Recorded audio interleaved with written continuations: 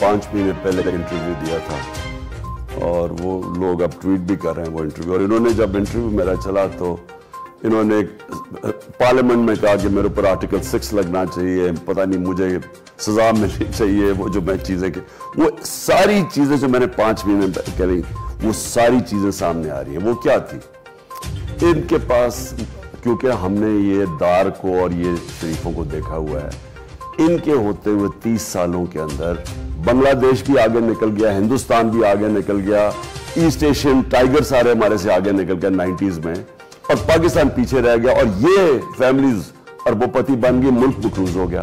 تو مجھے تو پتا تھا کہ ان سے ہینڈل نہیں ہونا. اور اس سے پہلے جب یہ میرے خلاف سازش چل رہی تھی, میں نے اسٹیبلشمنٹ کو وارن کیا کہ اگر اس وقت آپ نے یہ پولیٹیکل ڈیسٹیبلائزیشن ہونے دی, یہ کسی سے سنبھالا نہیں جائے گی اکانومی آپ سے, اسپیشلی ان چوروں سے. اور میں نے پھر شوکت ترین کو بھی کہا کہ جا کے پریزنٹیشن دیں کہ آپ اس وقت یہ جو سازش ہو رہی ہے اس کو کامیاب نہ ہونے دیں, کیونکہ یہ روک تو سکتے تھے نا, ان کو تو پتہ ہے کیا ہو رہا ہے, ان کے پاس تو بڑا اچھا, ہماری ایجنسیز تو ٹاپ کوالٹی کی, ان کے پاس انفارمیشن تو ساری تھی. تو مجھے لگا کہ یہ کوئی ہو سکتا ہے کہ یہ بلیو کرتے تھے کہ کوئی شہباز شریف کوئی بہت بڑا جینیس ہے, یا یہ بلیو کرتے تھے کوئی دار کوئی کہ کون مین وہ یہ کون مین ہے, یہ اشتہاریں دے کے کون کر کے وہ فیتے کاٹ کے تو یہ اپنے آپ ان کی پرفارمنس جو ہے, آپ صرف 5 سال کی پرفارمنس دیکھ رہی ہیں انہوں نے کیا کیا پاکستان کے ساتھ. ایکسپورٹ جب آپ کے ملک کی ایکسپورٹ سے نہیں بڑھ رہی, جب پیسہ ڈالر اندر ہی نہیں آ رہا ہے, تو ملک نے امیر کیسے ہونا ہے, یعنی خوشحالی کیسے آ سکتی ہے.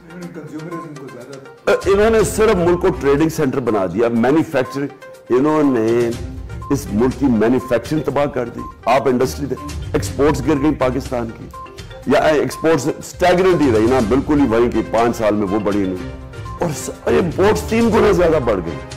اب وہ ملک نے ہمیں سب سے بڑا پاکستان کی تاریخ کا یہ بیرونی کرائسس, یہ کرنٹ اکاؤنٹ ڈیفیسٹ چھوڑ کے چلے گئے, اور ڈیفیسٹ بھی چھوڑ گئے. اور سب سے جو شیمفل چیز یہ ہے کہ ان کے دور میں جو آئل تھا دنیا میں وہ $50 کے ارد گرد تھا, ہمارے باہر $100 تھا. سب سے بڑا مہنگائی کا مسئلہ, ہمارے سارے پرابلمز, تو تیل کی قیمت اوپر چل گئی ہے. تو میں ان کو سمجھایا کہ ان کو یہ جو ہے آپ اس کو نہ کرنے دیں. تو انہوں نے آئی تھنک بلیو کیا کہ یہ کوئی بہت بڑے جینیسز ہیں, انہوں نے ان کو آنے دیا. اور اس کے بعد اب جو ہماری اکانومی نیچے جا رہی ہے اور جس طرف جا رہا ہے, میرے میں یہ جو ابھی بائیڈن کی سٹیٹمنٹ ہے, مجھے بڑا فکر ہے اپنے ملک کی. جو میں نے 5 مہینے پہلے کہا تھا, مجھے فکر یہ ہے کہ انہوں نے ڈیفالٹ کی طرف جانا ہے. اور وہ تقریباً اب وہ کہہ گیا, ری شیڈیولنگ کا کیا مطلب ہے, وہ کہہ رہے جی ہمارے پاس ہم پیسے نہیں دے سکتے آپ کے, تو آپ ہمیں ری شیڈیولنگ کرو. بیسکلی تو ڈیفالٹ کر کے بانڈ پاکستان کا کریش کر گیا. کسی نے پاکستان کو بیرونی کمرشل بینک سے قرضے نہیں دینے, کیونکہ ہماری کریڈٹ ورتھینس ہی ختم ہو گئی جب سے یہ آئے ہیں.